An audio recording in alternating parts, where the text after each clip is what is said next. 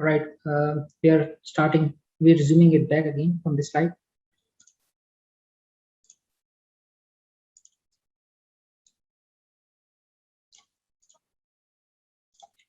Right.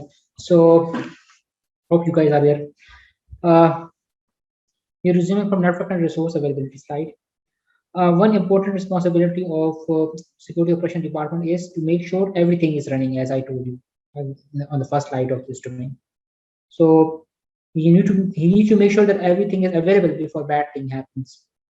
So there are certain processes and techniques that they have to make up so that something that has to be available, it has to be available when incident happens or incident hits. So mainly there are kind of like 3 to 4 different ways in which we can ensure this availability is ensured every time whenever there is some bad incident happens. So we can make sure it by using redundant hardware, which like we should have some hot swappable or maybe some warm sites or maybe some hardware available waiting for the failure to happen. And that hardware should have some little to minimal uptime, like maybe say for example if the device goes down, so we should have minimal time to bring the other device up online on the production network. Second thing is we should make use of some fault tolerance technologies. These technologies work in the form of active backup based solutions, and they kick in with no downtime. Like they take over these down services with minimal time outage, like minimal or no outage. And even if they are in milliseconds, so it's kind of like you can consider it as no outage, but they are quite expensive in nature. The problem is that, well, you have two redundant devices in your network, and these devices are such that one device is working in a proper manner, and another device is waiting for the other device to just fail. If the device fails, then it will take over and start its own responsibility of doing the job. So that's why this solution is pretty much a little bit expensive. Then we can use of robust SLAs with our service providers, because most of the time what happens is that, well, the device cannot save you from the outages of the incidents alone. You should have proper SLAs with you. Like say for example, you have suffered some kind of incident and the device is unbreakable. Sorry, is not irreparable. So you should have some backup fallback on that. Like if device cannot be repaired, how do you go along with this thing now? That you have to bring back the service as soon as possible. So you should have some agreement with your third party vendor, service provider, or principal, to have some spare parts or spare equipment available at their local site, and or maybe you have some kind of SLA with the principal directly, who will actually compensate you on this outage if they need to be, so that you are actually needing an equipment very badly, so that you want to just recover the outage, or recover it from the bad or down service. So SLA should be there and should be clearly communicated, so the company can make correct decisions when the time arrives. Mostly these decisions are made on purchase times, so be sure about that if the SLA is there or not. The hardware SLA is a service level agreement for the software, or for the services. For the support services, they are something else as well. There could be accommodated at places where you say, for example, something bad happens, some software has been crashed, and now you need support from the vendor or maybe the local support guys to do that. So SLA should be there to support this thing. We should have solid operational procedures in place, and those procedures should be well documented, and it should be enforced. And or it's because that we should avoid incidents happening because of our own employees mistakes. So we need to make sure proper change control mechanisms are in place. We should make sure that, well, proper configuration mechanisms are being followed. We have to make sure proper backup solutions and restoration testing procedures are being carried out inside our organization. So these solid procedures are key to proper service availability and uptime. So these hardwares and these software things, these are there either are riding on some hardware tools or hardware systems. So these systems have some uptime, right? So and these devices eventually kind of like they suffer failures. So everybody knows that. So we as a security operations people, we want to make sure that services are always running, even during the disaster, even after disaster, even before the disaster.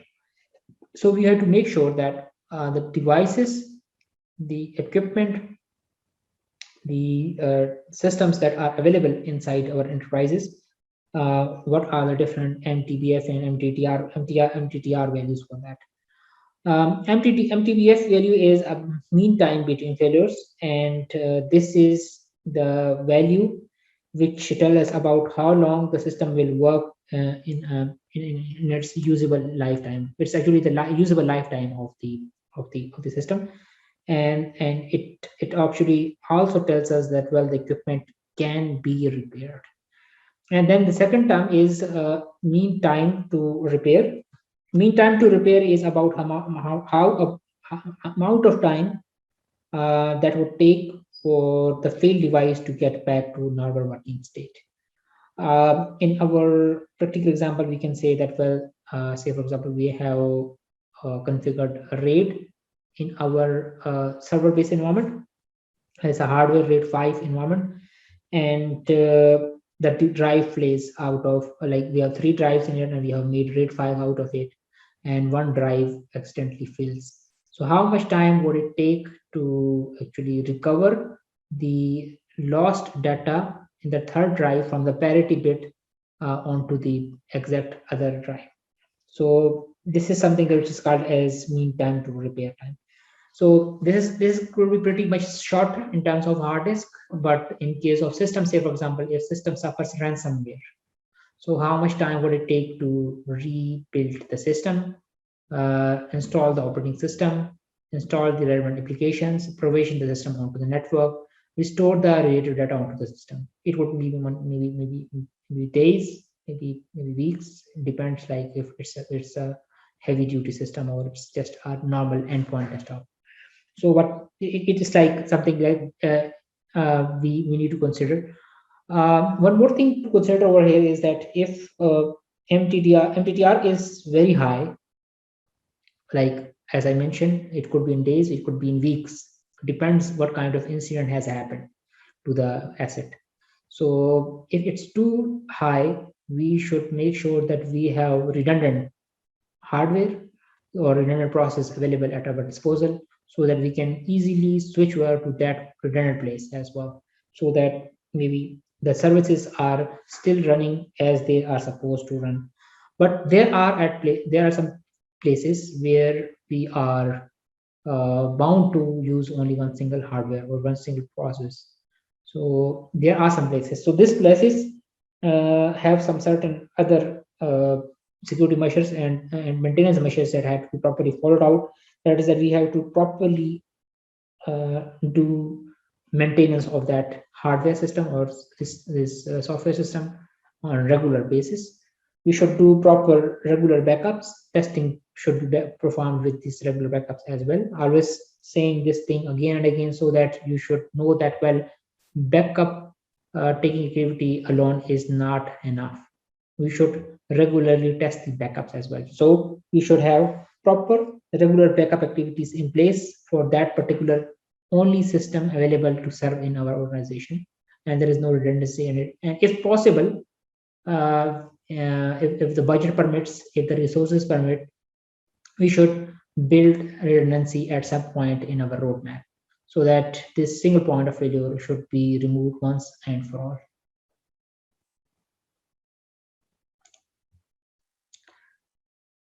Right, so this is something that I was talking about, single point of failure. I think it's already been discussed. So I was talking about RAID.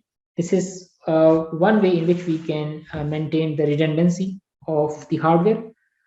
RAID have different forms. Well, not very necessary to know all of it. If you guys are system guys, you might have gone through it a little bit.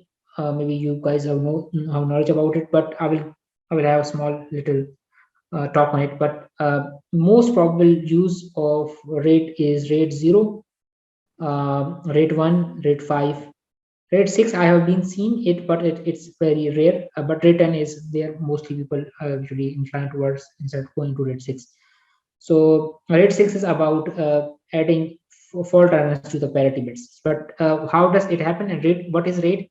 RAID is the name says redundant array of inexpensive disks. You actually combine multiple disks into one logical disk. And then you actually do the partitions on that logical disk. So this logical partition is a representation of all the disk space present on all the hard disks that you have combined up to make this one logical disk itself. So these there are certain kinds of configurations that we can utilize to make this one logical disk, and that could be either it could be either read optimized, or either it could be write optimized, or either it could be based on the backup solution itself, or it could be in the base of availability, redundancy, hardware redundancy itself.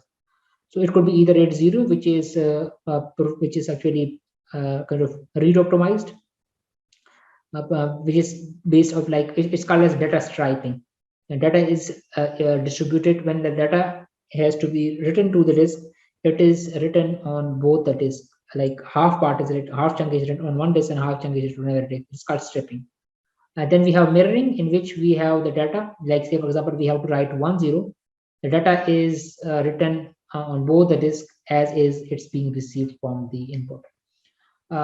It's like say for example, we have 10, we have to write it onto the disk. So what we do is we will write 10 on disk 1 first, and then we will write it to disk 2, right? So if we lose track of disk 1, we already have data on disk 1. But the negative point is we will have 50% disk space availability. Since we have 2 TB of disk, we will have only 1 TB of disk available at our disposal to write our data. So the disk RAID 5 is all about, as I told you, that well, the most usable techniques are RAID 0, 1, and 5 and 10. That's why I'm just discussing those. So RAID 5 is all about disk with parity. It actually gives you a middle ground between 0 and 1 in a way that well, you have a considerable amount of space along with data redundancy as well. So it depends upon like how many disks you has. Minimum amount of disks required to create RAID is 3. So if you lose one disk, you will just tolerate one failure with it. If you have 4 disks, you can tolerate 2 failures. So this is how, like, if you keep on adding multiple disks, you can have multiple kinds of failures bearing power coming up in your option list. The RAID 10, it's about well, it's a combination of RAID 0 and 1. Like if you what you do is you do stripping onto different sets of disks. Like there are minimum of 4 disks are required for RAID 10, in which you write like you have 2 sets that are used as mirror 1, sorry, as disk segment 1, and you have 2 other disks which are used as segment 2. So what you do is, say for example, you have to write 10. So what you would do is you will write 10 on segment 1, such that in segment 1 you have 2 disks, like for your disk 1 and disk 2, and in segment 2 you have 2 disks which are called as disk 3 and disk 4. So when you are trying to write 10 on the disk, the system will take 10 such that it will write in segment 1, when it will be going to write the 10, it would write 1 on disk 1 of segment 1 and 0 on segment 1 of segment 2, sorry, disk 2. And on the segment 2, what it would do is it would do the same procedure, but it would distribute this 1 and 0 on disk 3 and disk 4. Like maybe disk 3 would get 1 and disk 4 would get 0 of 10 of total amount of input data. So it's kind of like giving you a performance along with good redundancy. But again, it's kind of like if you have 4 TB of disk space, you will get 2 TB of disk space, but with performance.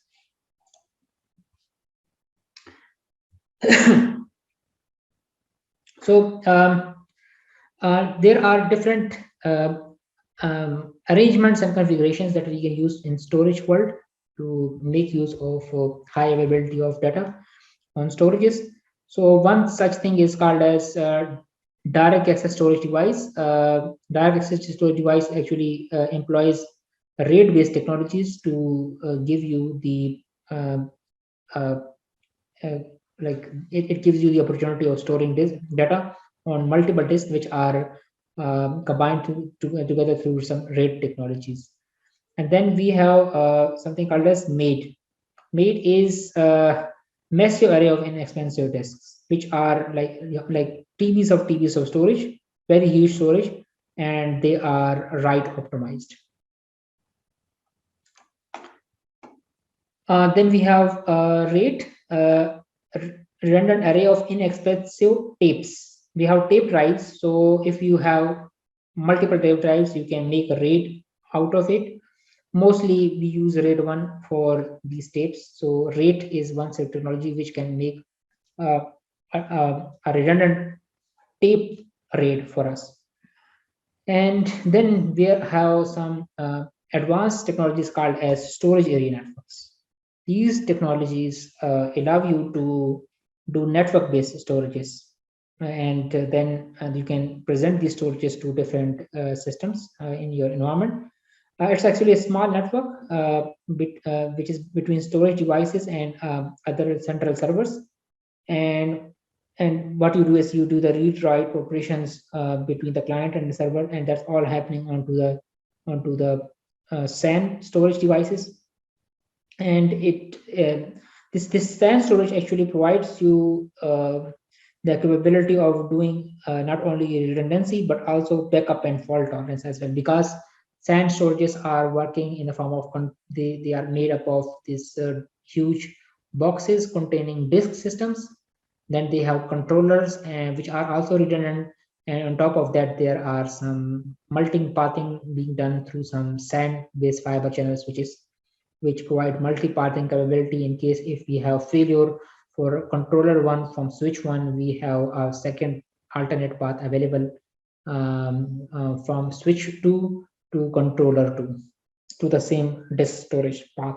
So it provides actually TBs of storage, which is kind of good in a way that, well, you have not only redundancy but also a huge amount of storage availability as well. There is a close term related with the storage technologies called as clustering. It's a kind of a fault tolerant based technologies, which is similar to redundant like servers. Like if you have two servers and you have built a replica of each other, that are built replica of each other. If one server goes down, so you just bring out the other server. But this server which only come up when you have an outage. So the other server is just waiting, doing nothing, and just waiting for the incidents to happen. So you can make use of clustering technologies for these kind of servers. So what they do is that, well, you add those two servers in a server farm, and you advertise a logical IP address of both two servers as one single IP address to all of your clients. So all of your clients will either and then you can use some kind of load balancing mechanism to make use of the service delivery to the clients. So what you can do is that, well, you do maybe some kind of a domain-based load balancing mechanism, or some kind of software-based load balancing mechanism, or hardware-based load balancing mechanisms to distribute user requests to both of servers. So this way, both the servers are taking your request. If one server goes down, the IP address role automatically switches to the up server, and it actually seamlessly moves between the two servers, or it could actually be captured by one server itself. So this is something that we can do in clustering. And then we have grid computing, one other system in which we have kind of like a group of systems that are being assigned with a particular task of carrying out for completing out a particular task. So one conspicuous characteristic of grid computing systems and networks is that, well, the nodes are independent of each other. They just come and join, and then they leave when they have done their job. One interesting thing about grid computing is, if you have heard about um, rainbow tables. We were discussing this in domain 5 about password cracking attacks. Password cracking, it could be done in a way that, well, if you have hash of a password, you can play the hash, you can get the hash, you can find the dictionaries of different words, generate hash out of it, which is called as hash table. And then you can compare the hashes with the rainbow table and find out if the password is there or not. So these hash tables are created through the technology called as grid computing.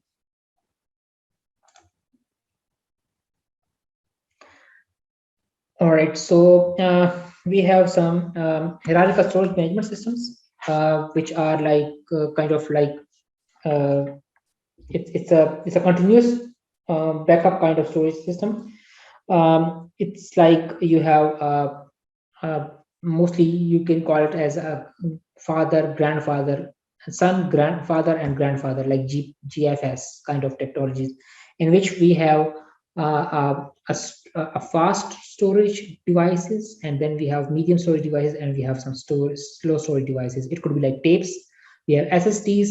We have normal 5400, 5500 RPMs hard disks, and then we have tape drives. So we can make combination of all this into this hierarchical storage system that can provide you kind of a jukebox kind of, or maybe some kind of a storage box capability.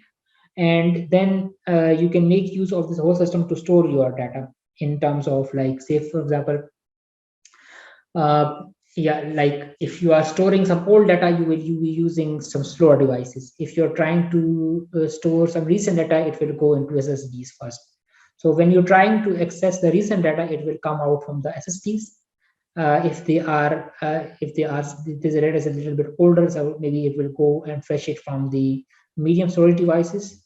If it's very old data, so it maybe tapes will be serving your request.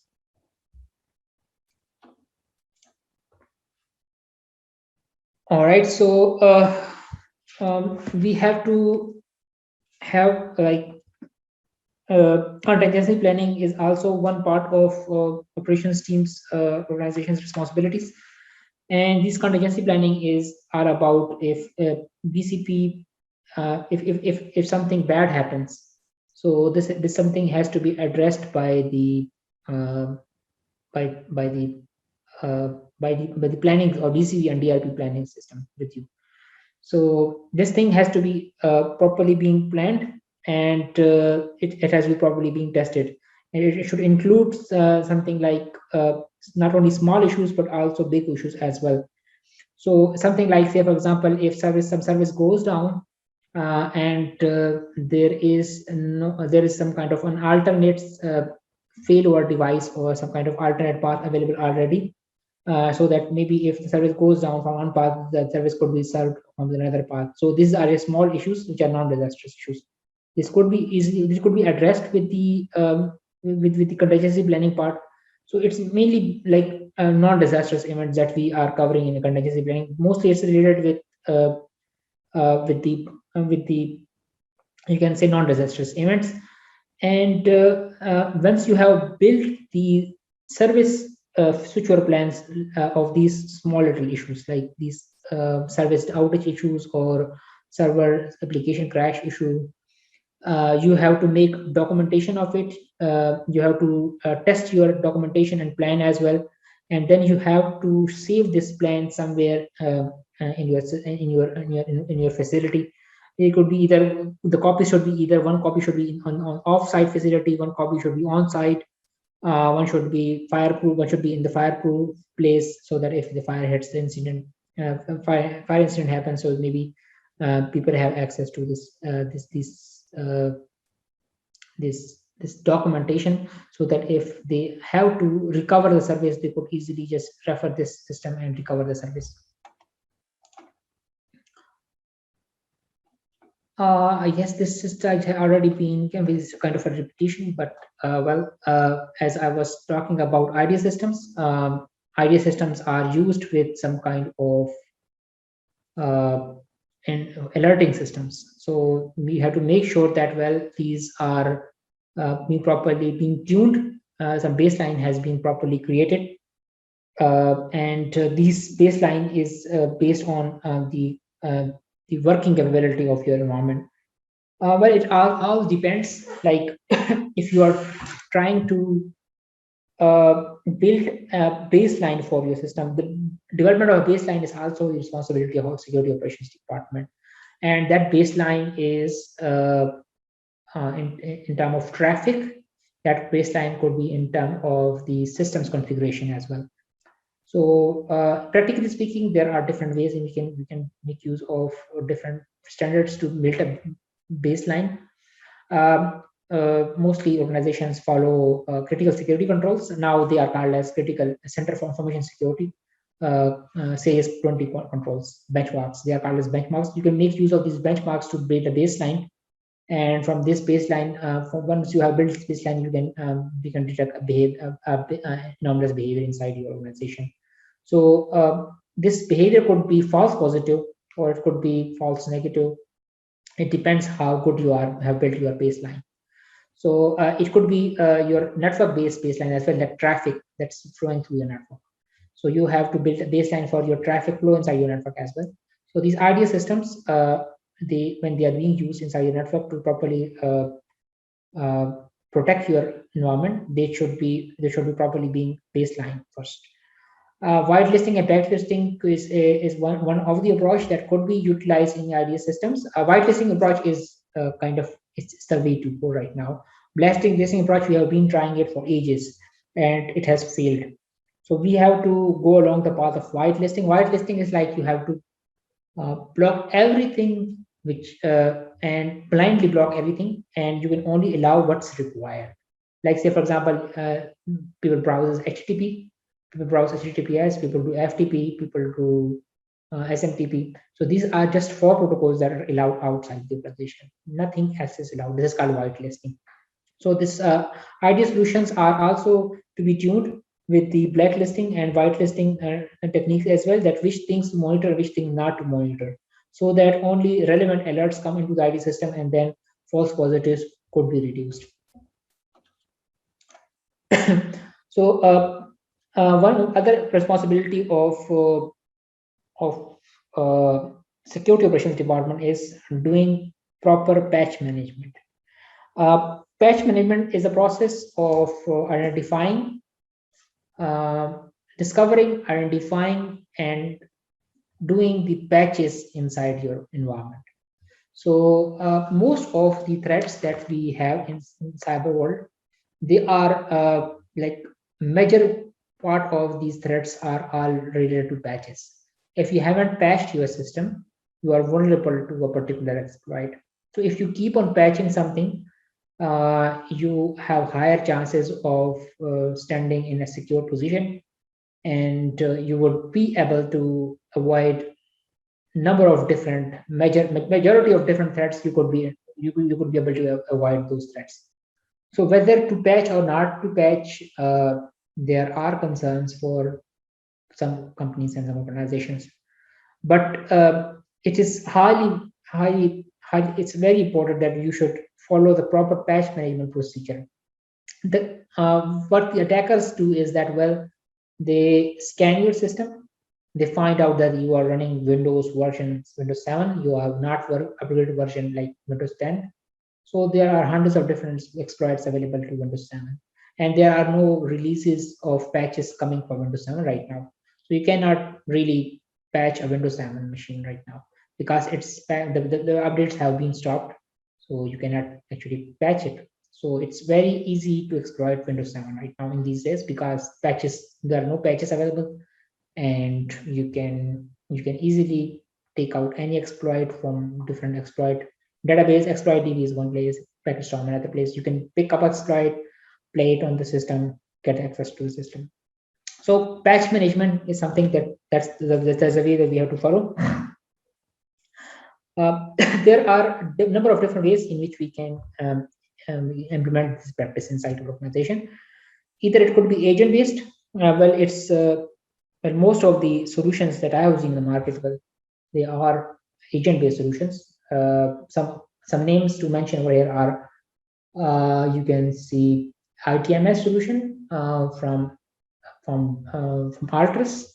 You can see Windows based patch management solution that are agent based, and you can see um, some solutions from Manage Engine themselves, which are they provide patch engine which are agent based.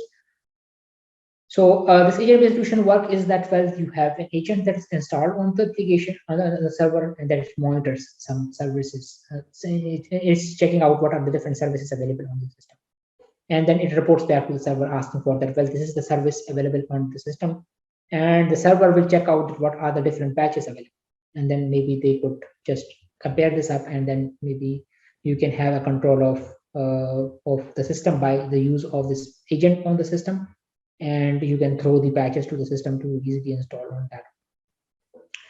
So this is one way to go to find out the patches and then install it on the system. And another way is the agentless way. Well, it's a kind of like another way that says, if you don't have an agent, how do we monitor the system? Well, Windows 10 has introduced one interesting way of doing this patching thing inside some workgroup environments. And what they do is that, well, there are no agents installed on the system. If one Windows machine gets an update on the local LAN network, it would be automatically be copied, or like it would be copied around by doing some discovery mechanism to find out what are the other peer Windows 10 machine available in that local area network. They will discover this up, and then they will sync up the update and patches to the other machines inside your network. It's kind of like agent-based tracking, agent-based doing. Well, it's not practical for enterprise-based environments, but it's something that Windows 10 has introduced, and it's like being practiced over here. Passive based scanning is such that, well, you do not have an agent on it, and you are monitoring the traffic that is traveling on the wire.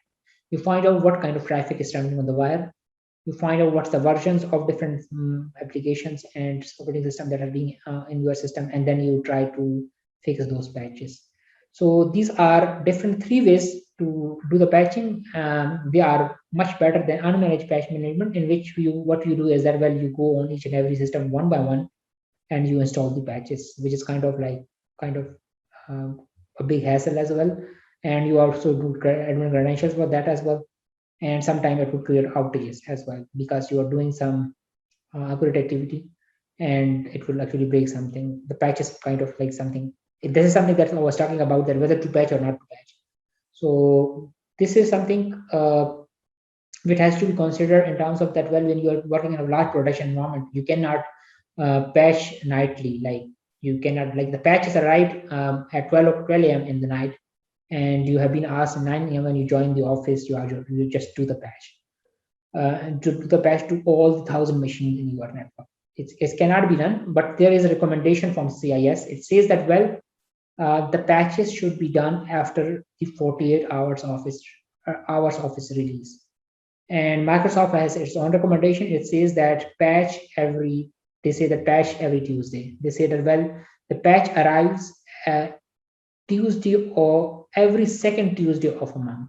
So the good recommendation is, whenever the patch arrives, you should patch it after like 1 week of its arrival. So Microsoft release their patches every 2 week, every second Tuesday of any month that they actually have settled. And the best practices says that, well, you have to patch like after the patch is released. Like CIS says that 48 hours, but best practices says that you have to wait for like 1 week before the patch is being properly found out that it's to be stable. So now comes the point about how do we release these patches, roll out these patches. So if you roll out these patches immediately to all the systems, and we don't know something about it, it will break things. So it will definitely break your environment. It will give you disruptions. So what those admins do is that, well, they kind of locate test patients.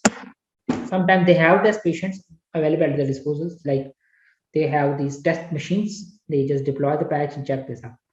So how do you know that if the test machine is working properly, and will it work in production environment or not?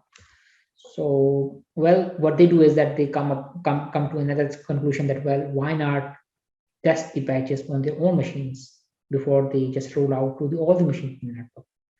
So they come up with a solution that they will first test the patch in their own systems, and then they will roll out if something is wrong. If something is everything is fine, then they will push out to all the systems. This is something that they have came across, and this is something that is being followed along. Right. So coming on to the topic of incident management processes. So incident management is a process of identifying incident and responding those incident as per the organization's security matrix and incident management matrix. So before jumping into the incident management topic, we should first know about what is the incident itself. And there's a difference that's being marked inside the book as well, that event and incident are two different things. Event is any change that could be observed or verified, or it could be documented, any change in the state of the system. This is called as an event. So sometimes the change could be negative as well. So if there are number of different negative changes that are relevant to each other, they make up an incident. So incident is something, one or more events that negatively affect the security posture of your organization or the process or the system that has being presented with this kind of an incident. So these incident management could be either it could be either proactive or it could be reactive. Proactive is like, say, for example, you have done risk management and then you have properly been identified whatever the risk, and then you define playbooks beforehand for these to respond to these kind of incidents. And the reactive is like that, well, you say that, well, we have defined some kind of incident. You say that, well, if some incident comes up, we will look at that particular point in time, that if something happens, then we respond on that thing. Well, it's not always a good approach to do that. We have to always plan beforehand for certain set kind of incidents, so that if they hit the organization, we should have proper response that should bring the service back to normal condition in an acceptable period of time. There are multiple steps. We'll go through this. There are 7 different steps. Well, these steps are, engineering process have different steps in different books, and different standards mention different kinds of steps. This is something that's mentioned inside the book. That's why I mentioned. If you see the SANS incident handling procedures, they have 6 steps. This is like, I think it's like, let me write it down, like I see.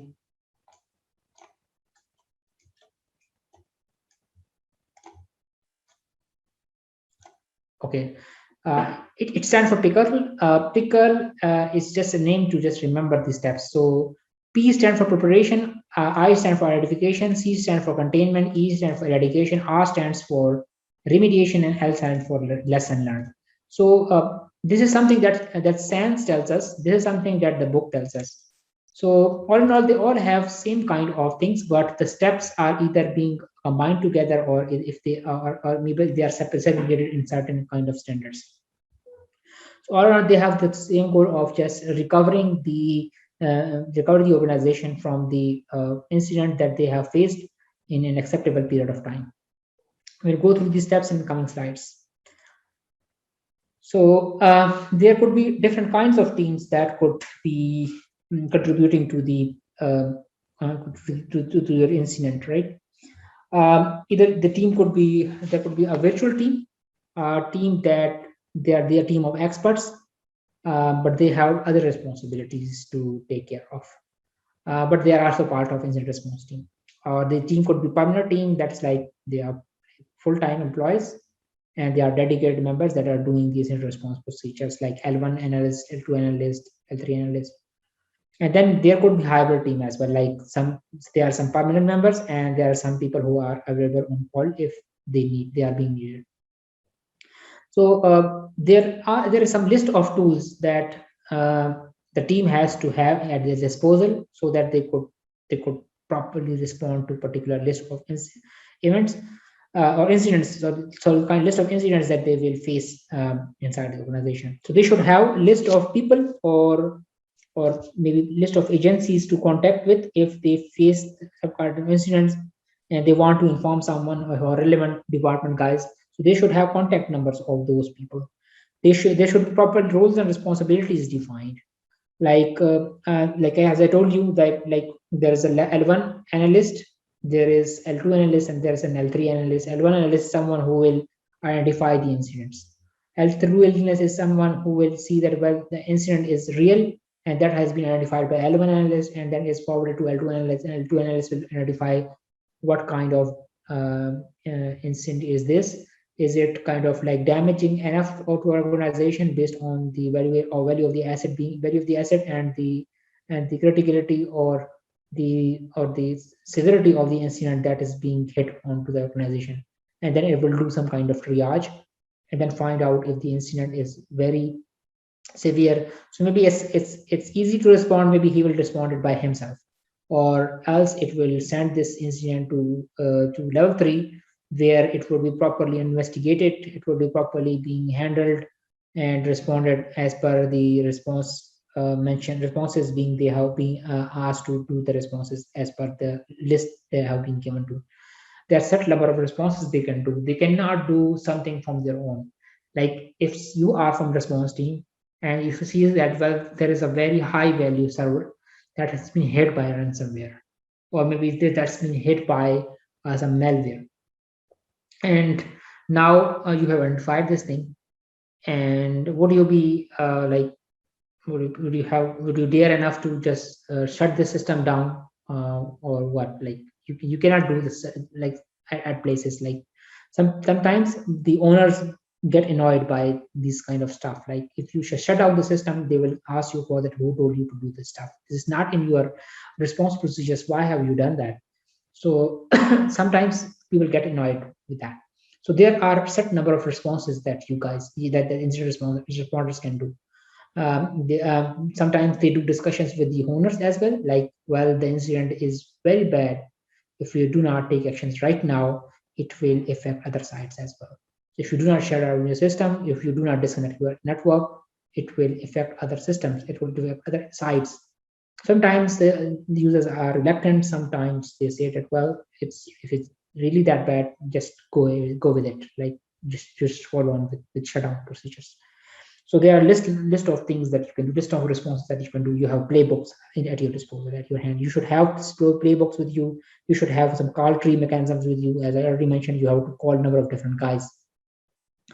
You have a list of experts, list of different forensic experts to contact with in case if you have to preserve the evidence of the incident. So experts can advise you on that.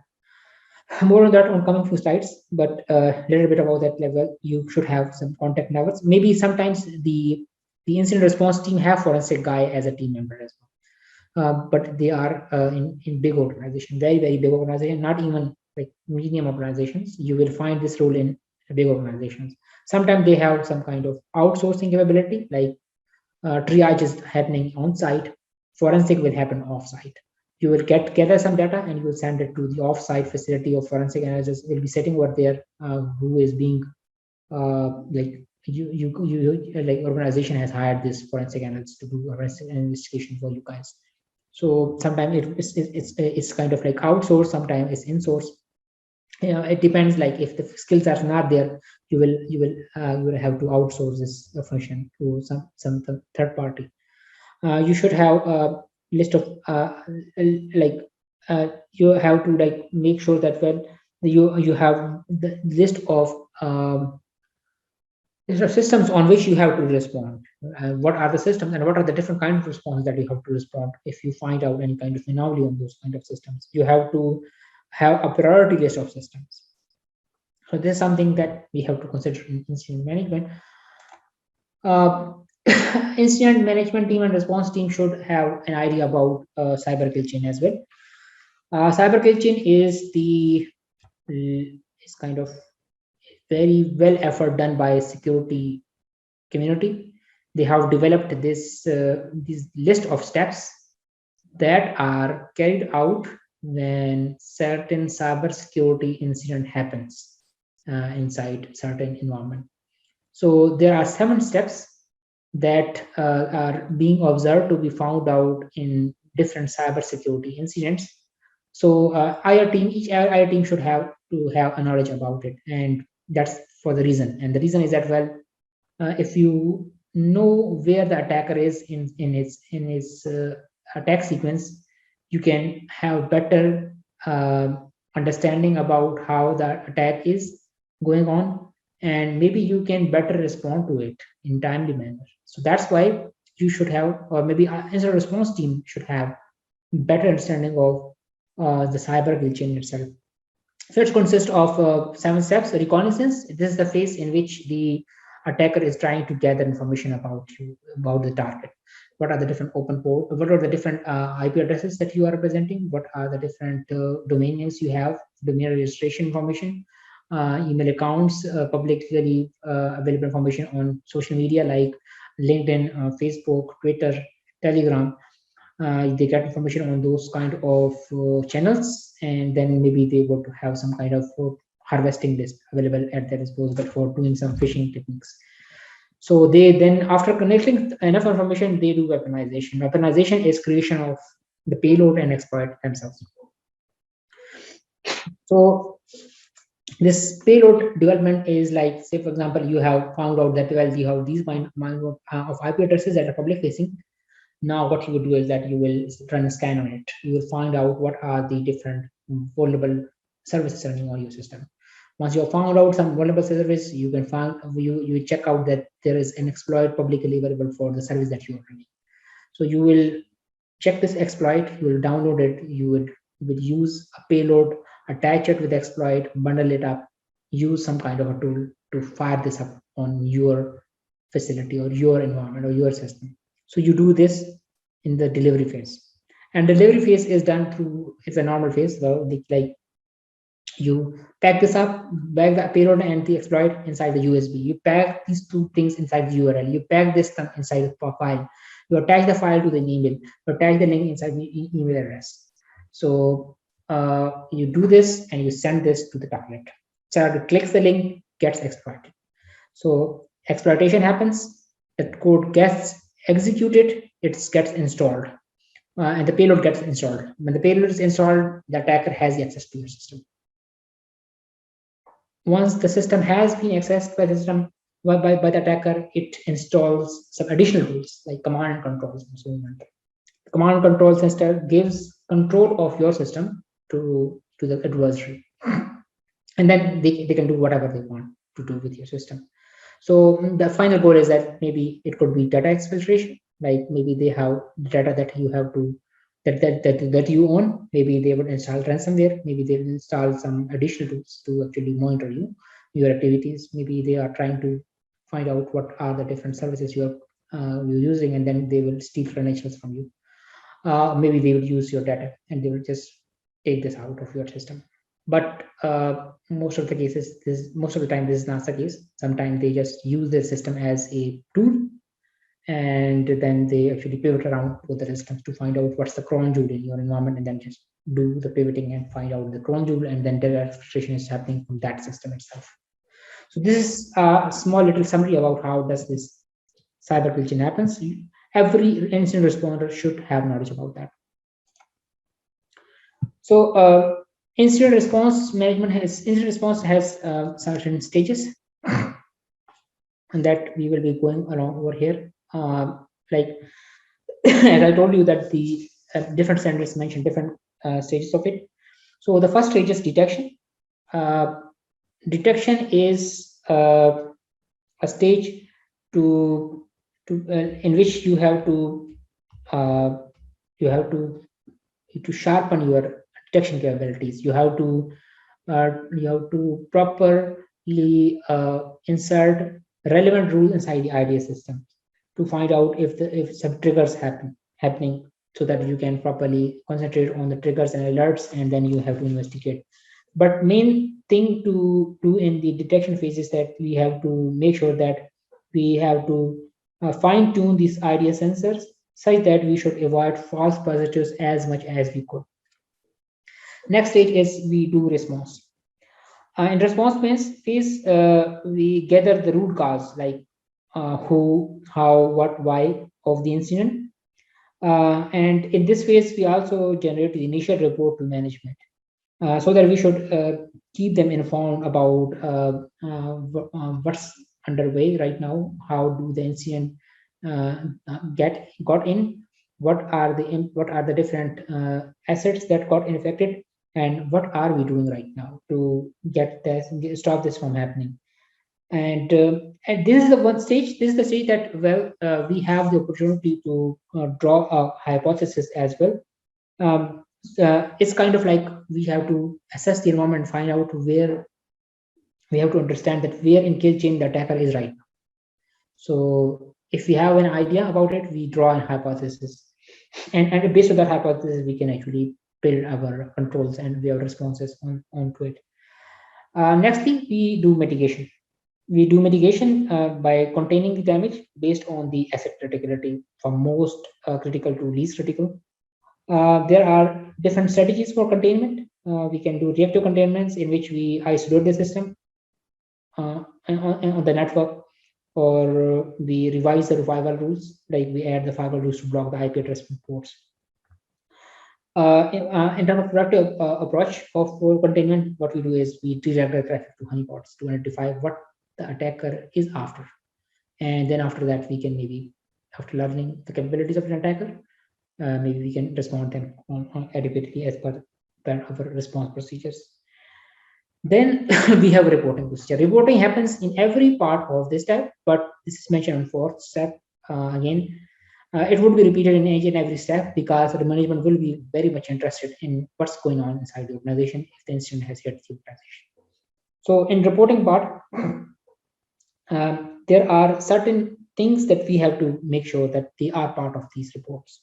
We have to make sure that we have a proper summary being established and built up. We have to make sure that report should contain what are the indicators, because due to which the incident got hit, or which are because of which we have identified the incident. What are the related incidents that are happening along with the incident that's underway? What are the actions that we have taken?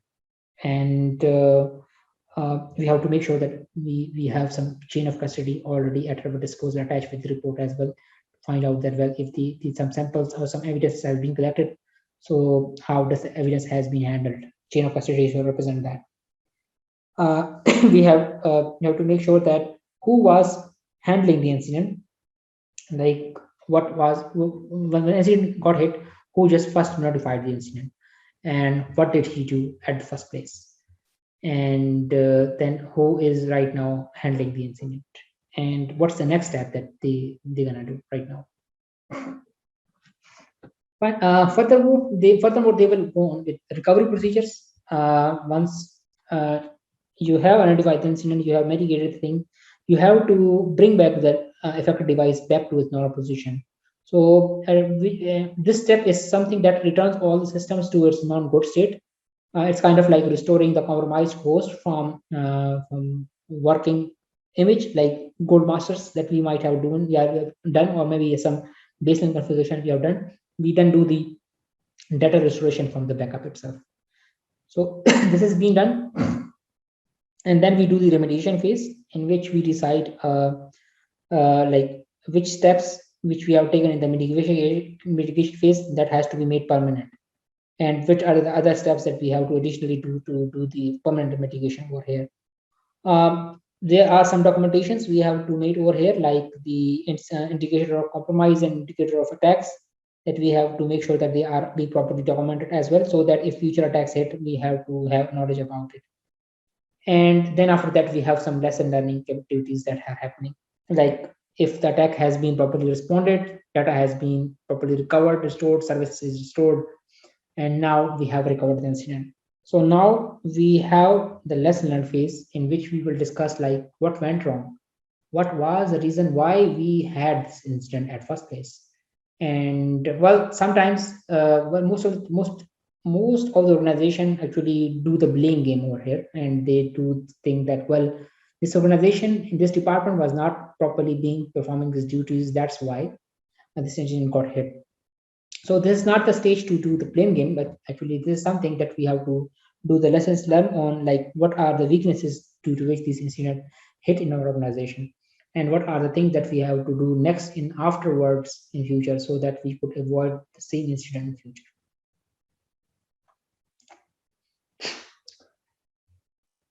All right, so next we are talking about disaster recovery.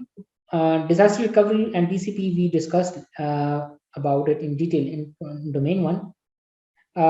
In disaster recovery, we discussed about one point called as maximum tolerable downtime. This is the term that is closely attached with information about that how much amount of time that is enough to after which, if the organization has hit the incident and this time has been passed, the organization will not be able to recover back to its normal position. This is the maximum amount of time in which the organization can remain in crippled state, and if the time passes beyond this time and the organization is still suffering from this crippled through this going through this incident, organization will not be able to survive and they will not be actually recover back from this incident. So maximum total downtime is a maximum time in which we have to plan and we have to do the planning for doing recovery procedures. So disaster recovery is the phase in which we actually kick off and we bring back the services from alternate locations. So there are some other terms along with method tolerable downtime that we have to consider. This is like recovery time objective and work recovery time and recovery point objective. These are already discussed a little bit in domain one. These are the terms, these are the things that are defined in business impact assessment phase of the BCP. So recovery time objective is the amount of time that is required to set up the hardware or restoration of individual processes like clustering, load balancing systems. So this is called as recovery time objective. Recovery point objective is like restoration of data from the backup, or how much time, acceptable amount of data we are willing to lose. Like say for example, if we are doing backup hourly basis, so it means that we are willing to lose 1 hour time of backup. So RPO is the maximum amount of data that we can lose back in time. And then there is something called as WRT. WRT is the amount of time that is required to restore the lost data onto the recovered system. So in general terms, we have MTD, which should be equal to, or it should be less than the sum of time that we spend on doing RTO and WRT. So if we are like suffering from incident, if say for example we have MTD of 7 days, so we should distribute these 7 days such that we have some time or some days that are being dedicated for recovering the hardware system, which is this RTO, and then some time that has to be spent on recovering the data itself, which is called as WRT. So say for example, I have a very sensitive application and we have work recovery MTD of 7 days. So I have to make sure that I could recover the system in 2 days time, and I should recover the data in like maybe less than maybe 3 days time, or even equal to 3 days time, but not beyond that, because after 7 days my organization will permanently go into crippled state, which cannot be recovered. Sorry. RPO and RTO values they vary for the types of services and applications they are being tagged with. So if they are mission critical applications, it could be very low. If they are like normal application, it could be in hours or in minutes. But keep one thing in mind: if it's a very short time, it means it's very expensive. If it's very large time, it means it's cheaper. So larger the time, cheaper the equipment, the disaster recovery mechanisms be. The smaller the time, the expensive the recovery mechanisms would be.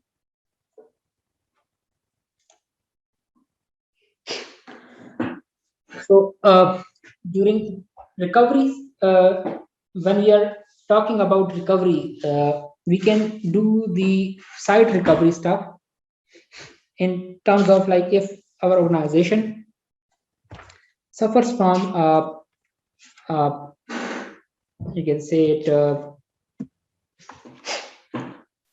from a disaster. If organization suffers from a disaster, so we can make use of some facility recovery mechanisms to bring our site back to normal positions. So before choosing which recovery alternative to go along, we should know about the different types of disruptions that could happen in our organization. It could be either non-disastrous, where the only services are disturbed, and that could easily be helped catered through contingency planning. Or it could be disastrous, that could cause our facility to be unusable for maybe a day or two. Or maybe we can use alternate facilities over here. Or it could be like catastrophic event in which the organization's facility is completely destroyed, and we can no longer use this facility for any business activities. So we definitely need an alternate facility for carrying out our business operations. So these are three different ways in which organization can be hit through disruptions, and we can have a number of different ways in which we can choose the recovery alternatives. Either we can do outsourcing of service. These are like services and suppliers. These are being outsourced.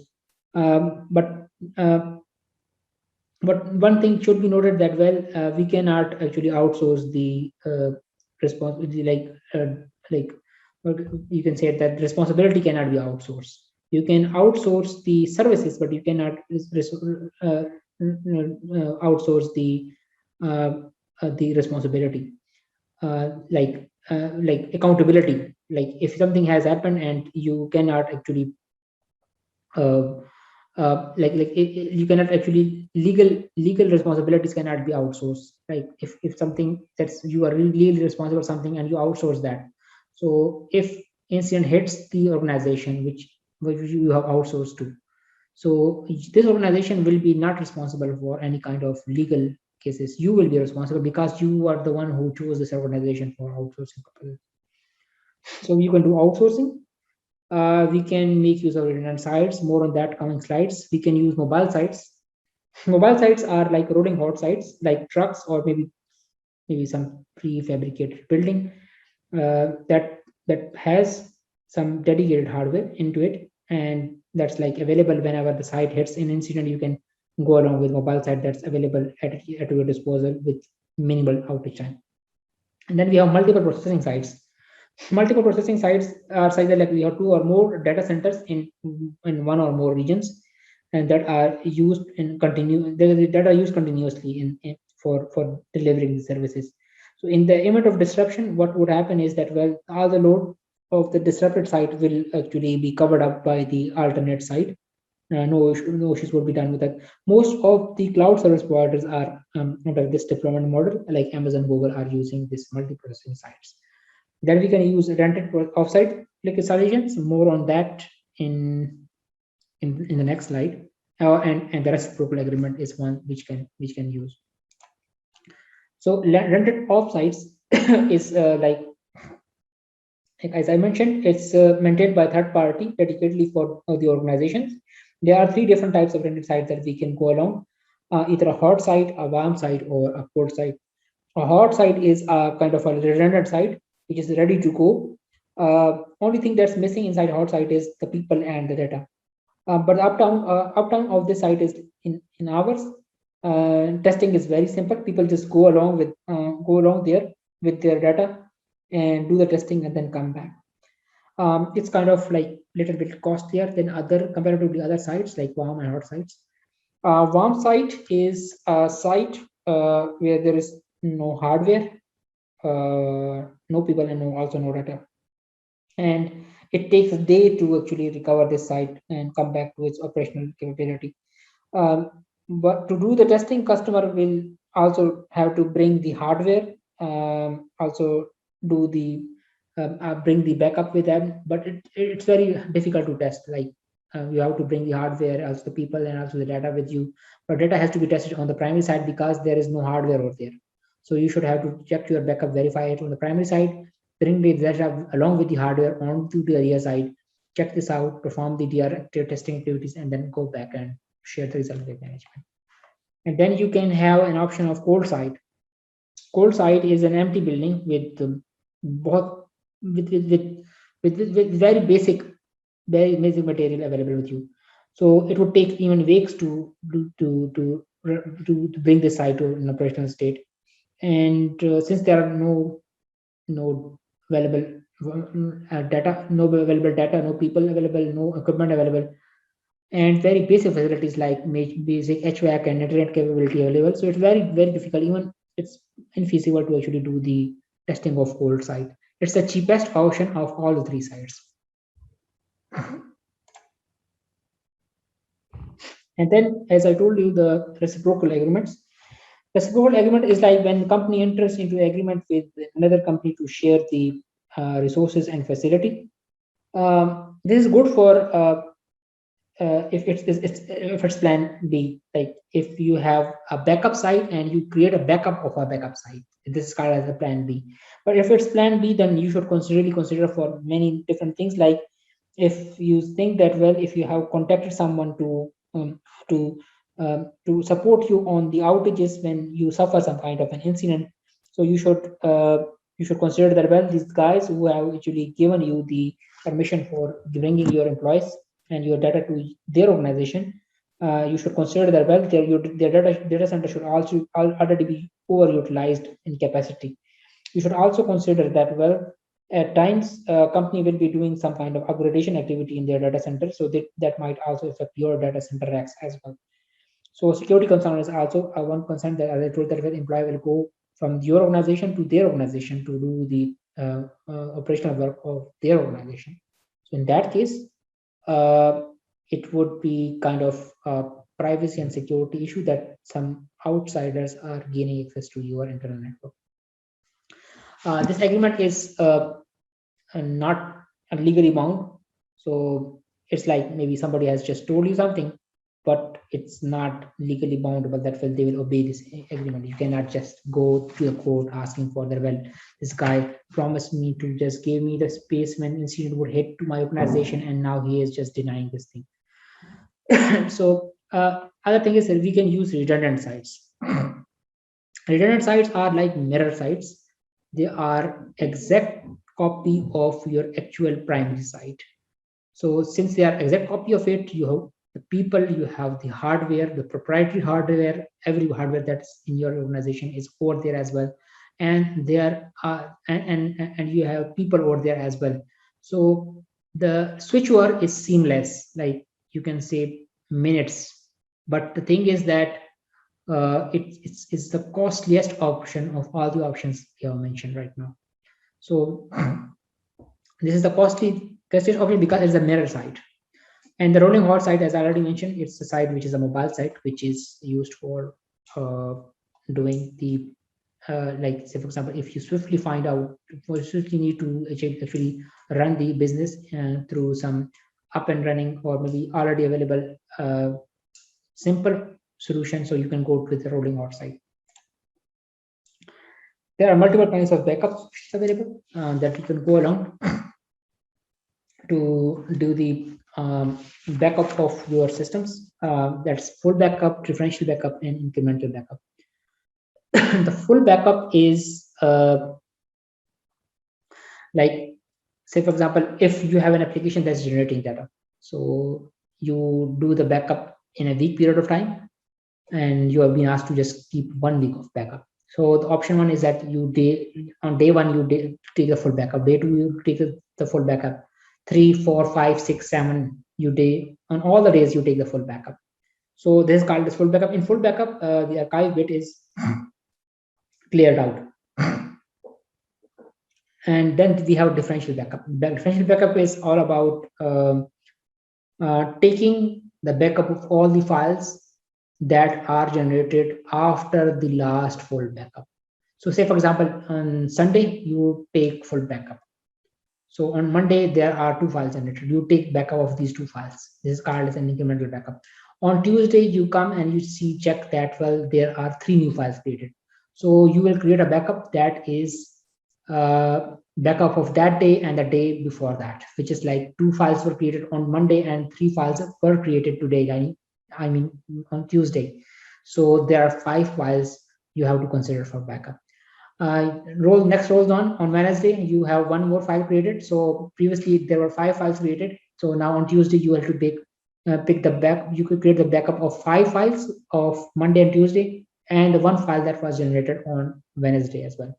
So there will be 6 files that you will be take backup of. Moving on like that, and you will keep on adding files to your backup on every day. So the creation of this backup is kind of like the creation time is it's less, but the restoration time is kind of like it's more compared to incremental backup. The incremental backup is such that when you have uh, uh, like this, we are taking the same example. Like say for example, on Sunday you take the full backup. On Monday you come up, there are one file that changes. You take the backup of just one file, right? On Tuesday you arrive, you see that 2 files are being newly created. You take the backup of only those 2 new files. You do not take the backup of Monday, because Monday backup has already been taken on Monday, and that's one file. You do not take the backup of that file along with the backup file of today's files, which are 2 files, or because that would become differential backup. So that's why you take the backup of that given day on that given day. Like one file was generated on Monday, you took backup of one file on that day. 2 files were generated on Tuesday, you took 2 files backup on that day, and keep on going like that. So in this way, you do the incremental backup. So to do the restoration for the full backup, it's very easy. Just restore the last take full backup.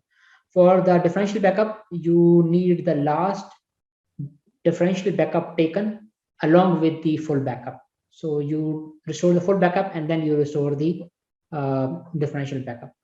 On the incremental side, it's kind of restoration is pretty much difficult. What you do is that you restore the full backup that was taken, and then you play the backup files that you have taken, that you have done on each day in the week. Like you have to play the Monday's backup, and then the Tuesday's backup, and then Thursday's backup, Wednesday's backup, and Thursday's backup, and Friday's backup. And this way, in this sequence, you will go and just you will to store the files. So this is the strategy. I guess this is mentioned over here. So you have to follow along with the proper strategy, and that strategy is that you have to either choose full backup with differential or full backup with incremental. You cannot choose 2 incremental and differential backup all at the same time. The reason differential backup does not change the archive bit, while incremental backup does change the archive bit.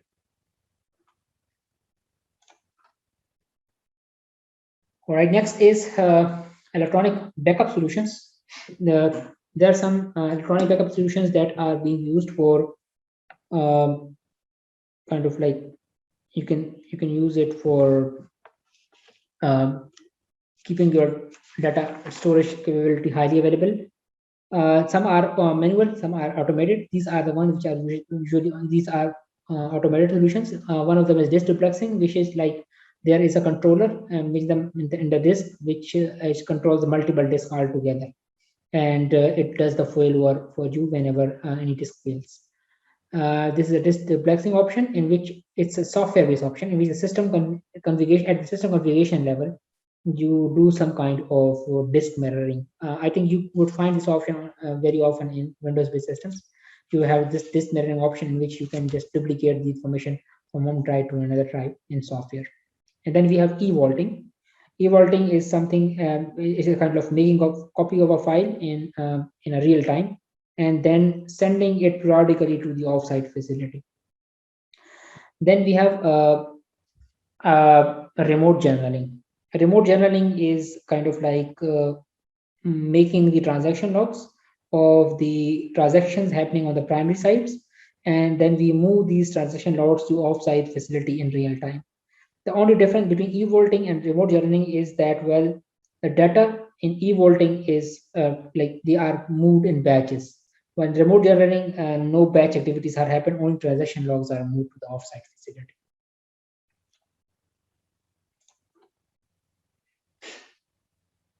And then we have database backup options that are being available in some database technologies like MySQL, MS SQL, etc.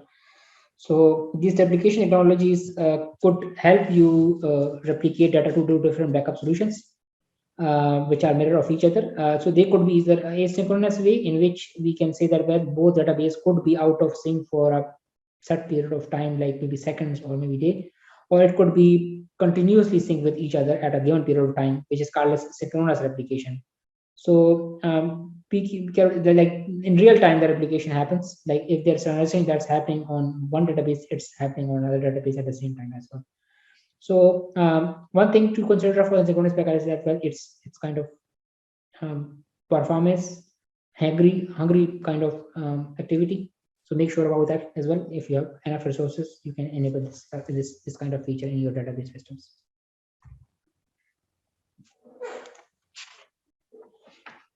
All right. So apart from these backup sites and these, as I have told you, these backup facilities that we can use for outsourcing, there's one other option that we can use, that's insurance.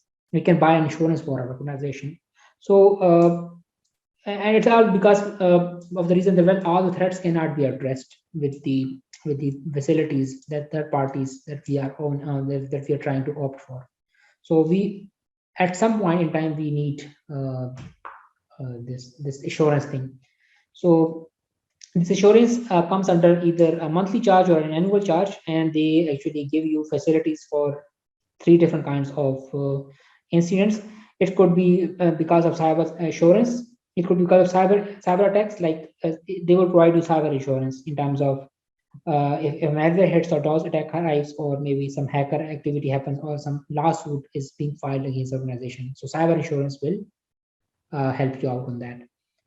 They could also provide you business interruption insurance, which is like if your business is you go out of business for a set period of time.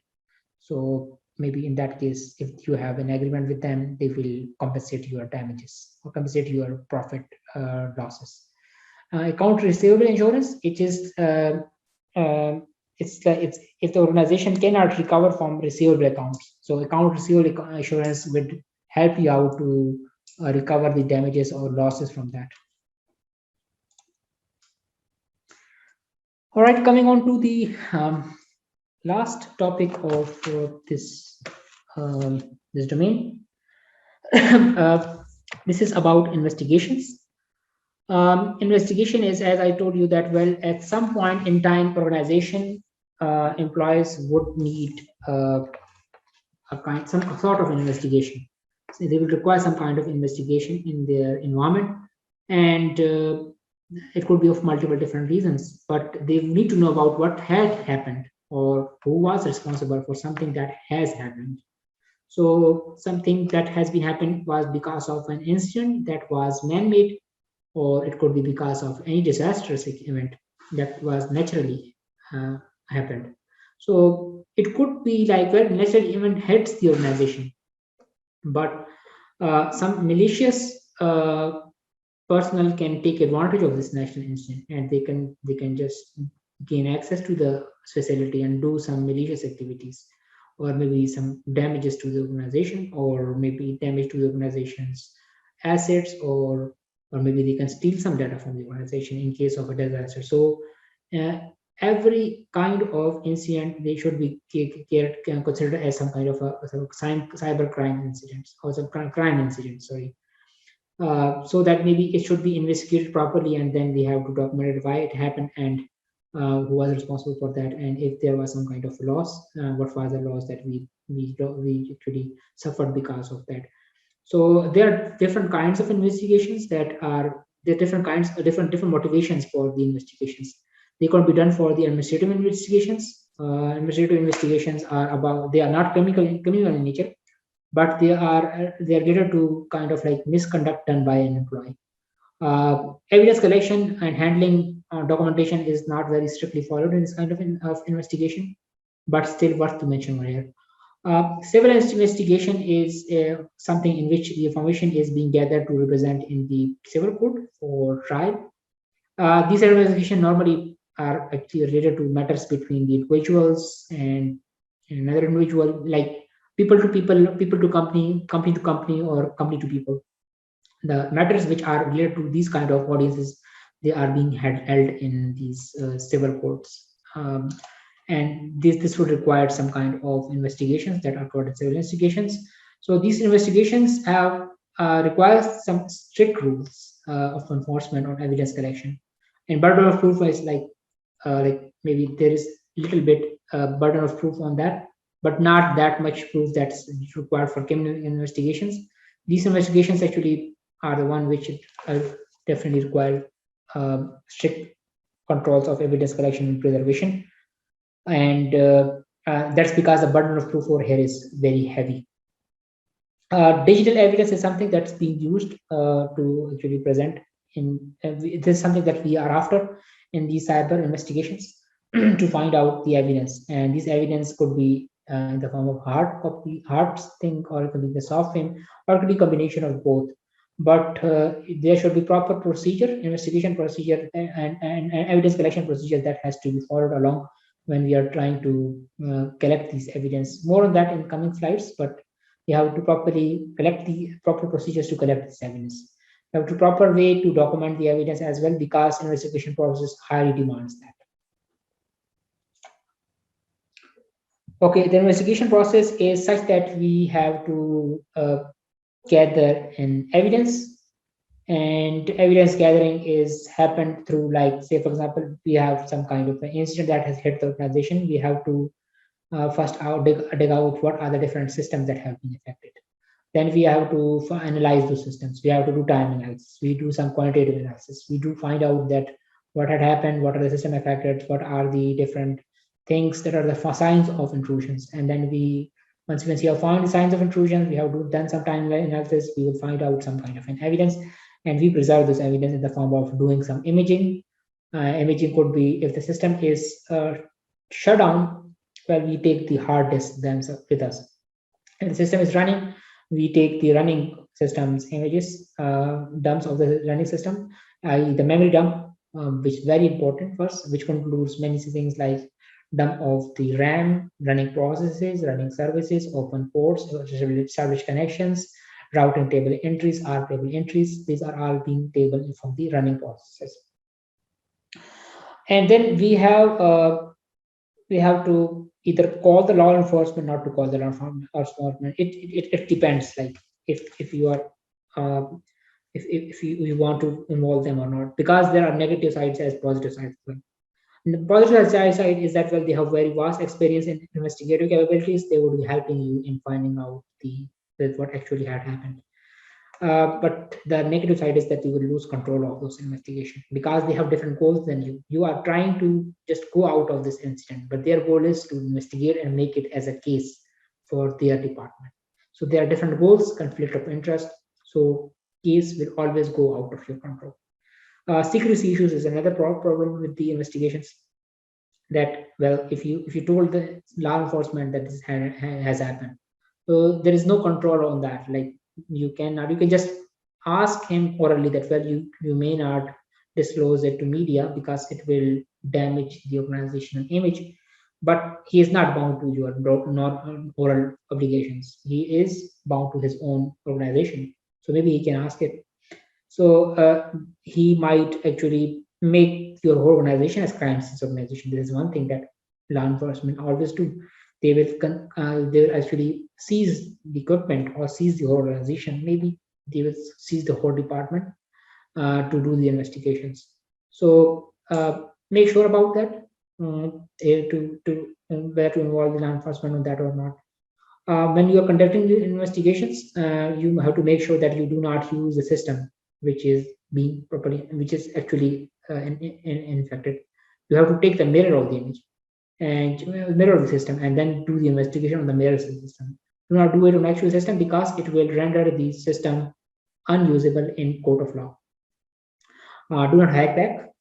It's about, like, sometimes you say that, well, incident has been happened, and I am good enough to actually trace back those things, and I will attack back on them, and I will find out why they have done that, and then I will attack them back. So don't do this, because sometimes you don't know where the attack had come from.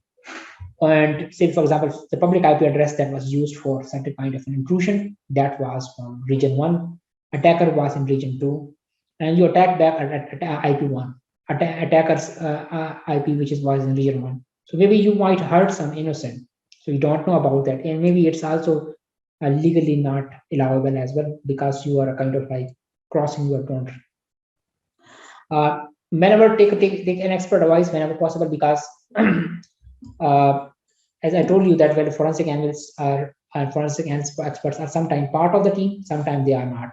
So sometimes you should have the contact of well-established contact numbers in your region, so that if you want to have some advice about the incident investigation or some evidence handling techniques, you can take this immediately from your these contacts. Data integrity and verification has to be properly been ensured inside the organization, and when the evidence has been properly collected, and that has to be done through the use of the hashing techniques. And this is the, like, say for example, you have captured and gathered the evidence. Now you cannot work on that. You have to make a copy of that. You work on the copy of the incident, copy of the evidence, and keep the hash and the copy in a closed cabinet. But nobody has an access to that until you just represent this, or you are transporting this to the facility where the evidence has to be handled, or where the evidence has to be represented. Proper reporting and documentation is a very important part of the investigation, because without that you cannot prosecute, you cannot represent your case. So the contents should definitely include procedure you have followed for the investigation process.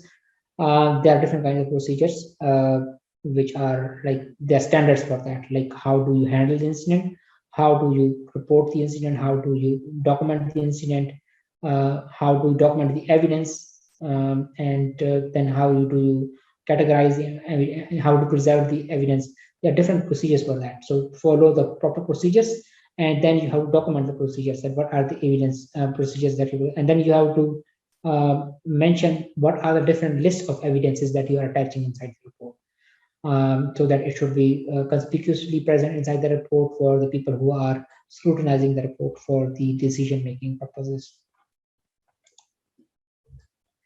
So in cybersecurity world, there are two different ways in which we can analyze the system. Debt forensics, in which the system is analyzed. You have in terms of that the system is shut down, or you have hard disks available with you, or hard data available with you, and you are analyzing it in offsite the facility. Live forensic is which is done on the site, on the crime scene itself. The system is running, it's running, it's operating right now. You just investigate the running system by itself, which is called as live forensics. So in either of the cases, we could have be confronting with different kinds of analysis techniques. That could be either you might be analyzing the logs, network traffic logs, like packet capture logs, full packet captures, transaction data, statistical data logs, or maybe session logs from different networking devices. That could be part of the network analysis team. Media analysis could be something that you might be doing on the endpoint side. Maybe you might be doing some imaging of the data. If, as I told you, that well, if the system is offline, you can take the hard drive with you. You can take the image of it. You do the imaging of it, and then maybe you can do the you can find out the registry analysis, like what are the new registry keys created, Slack space analysis, and do some shared value analysis on the media itself. Software analysis, which is performed to find out like sometimes reverse engineering, malicious code reviews, and exploit reviews are being done on software analysis to find out signs of exploits or malicious code. Reverse engineering is sometimes considered as illegal, but it depends that some laws actually have exceptions for that in case they are being used for legal reasons.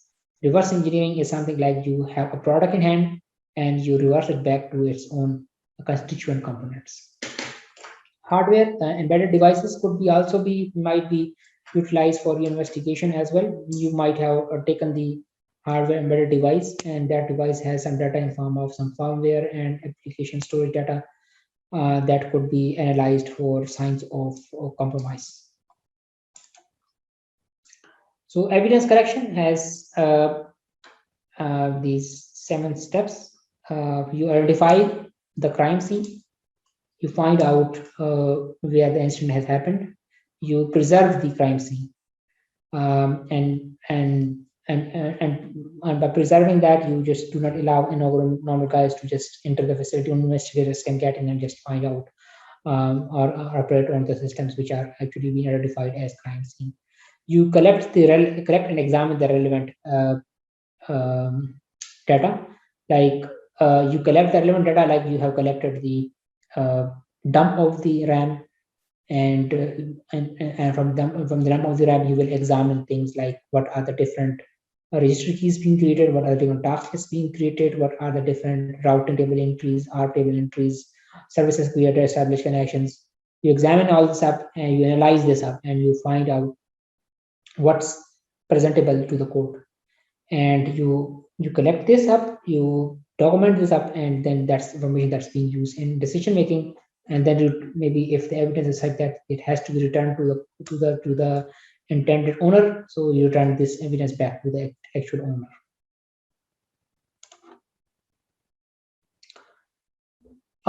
Crime scene has to be controlled very strictly, so that the reason being that, well, if someone who is not well trained on the cyber forensics, so they might contaminate the evidence, and you would not be able to prosecute the individual on the evidence that you collected, because evidence is contaminated right now.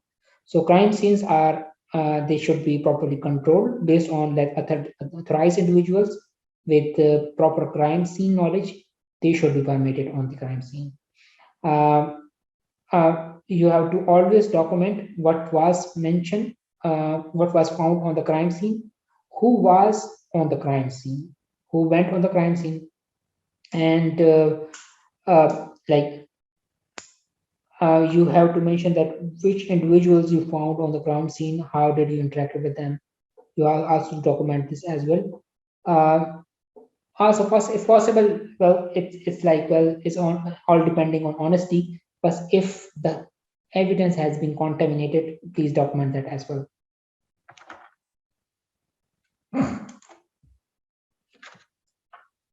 Best practices for doing the forensic process is that, well, you always take 2 copies of the media, the original one with the hash.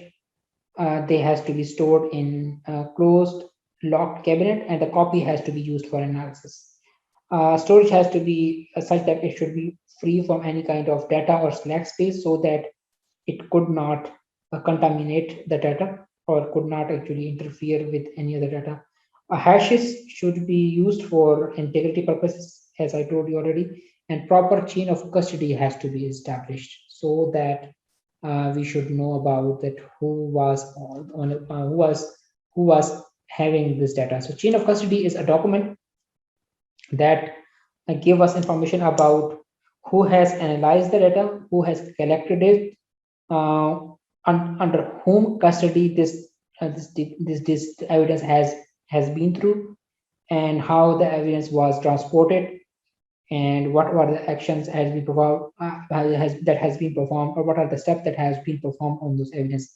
This all present in chain of custody, and this has to be properly maintained to ensure the authenticity of the evidence, to avoid any evidence contamination.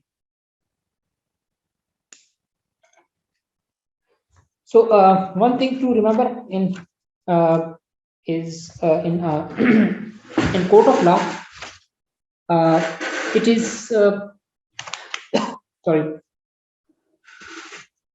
the normal logs that we collect in our organization, they are not admissible in court, because they are considered as hearsay, or you can say second-hand evidence. And to to make sure that well these logs are admissible in the code, we have to follow through certain practices and procedures that are mentioned by the laws. And they says that it's only admissible, the logs are only admissible if it has some first-hand evidence support that could be used to that could properly authenticate and properly and accurately identify that logs are genuine that are being collected. So to do that, we have to ensure some things, like we have to ensure that well the logs that are being generated, they are being generated under the normal business hours, and these logs are being generated by the administrator of this facility or this service caretaker. If these conditions are being fulfilled, then the logs that are generated on the system, they could be used to prosecute the individual for the malicious activity they have done on your systems. There are certain number of evidence characteristics that we have to ensure that they have to be properly being followed. Evidence has to be relevant in terms of that well it relates to the incident which has been observed. It should be complete. It should present the whole truth about the incident. It should be enough to be believable and it should be reliable enough. So these are four different characteristics of an evidence which deem the evidence admissible inside the code. So it has to be properly being followed while evidence has to be collected. All right, this is the end of the domain. So I think it was kind of a big domain, and we'll spend a lot of time on that. So if you guys have any questions, you can ask me right now, or if you guys have questions, if you want to ask, you can ask it or place it on the group, and I will just answer these questions to you guys whenever I find out that you have these questions on the group.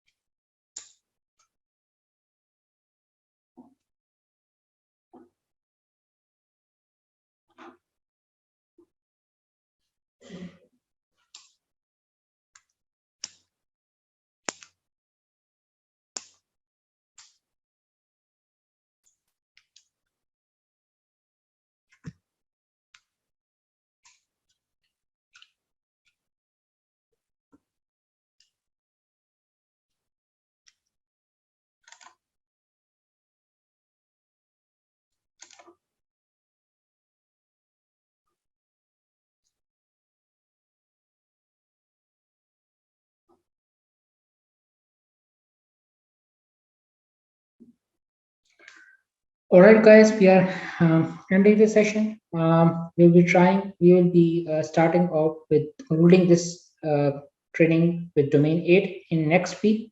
Inshallah, software development security. I highly advise you to study beforehand for this domain, so that when we start this domain next week, you should be able to understand many of the topics that I will be discussing over that domain. So thank you so much for joining the session. We will resume our training next week on domain 8, inshallah.